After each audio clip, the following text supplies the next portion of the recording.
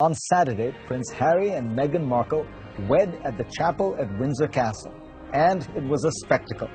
The fanfare of recent royal weddings stands in marked contrast to the Queen's own in 1947, which took place in an era of post-war austerity and rations.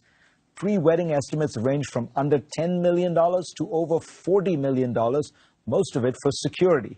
That is probably a good bit more than you are planning to spend, and it does raise the question, is it worth it? Despite cheery predictions of a tourism windfall from forecasters, the past certainly tells a different story. The economy likely suffered temporarily from the wedding of William and Kate in April 2011, according to Britain's Office of National Statistics.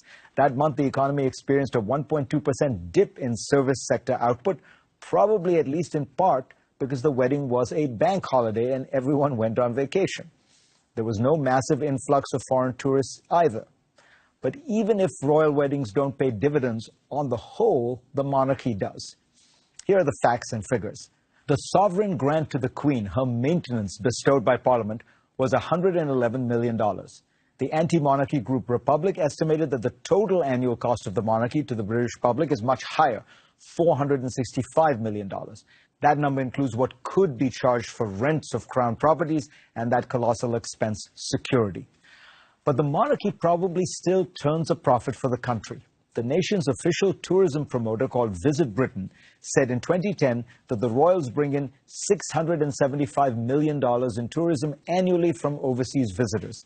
Now, it's hard to know how you might calculate those numbers, but just think of the brand value of the royals. One type of Harry and Meghan engagement mug sold out online in 24 hours, the New York Times reported. The Crown bestows $260 million worth of business endorsements called royal warrants, according to the company Brand Finance, on everything from the supermarket Waitrose to the tea company Twinings.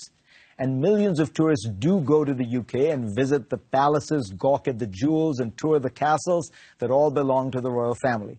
So the British monarchy probably pays for itself. But the real gain in monarchies might be broader. New research published in the journal Social Forces suggests that monarchies worldwide do well for the countries in which they exist.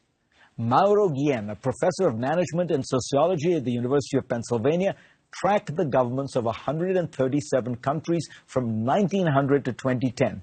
He found that monarchies offered unity in the face of internal conflict. They offered a check on executive power and a check on the tenure of executive office holders. Yen uses statistical analysis to conclude that, on average, monarchies tend to protect people's assets to a greater degree than republics, and that results in benefits of an additional $1,694 in GDP per capita.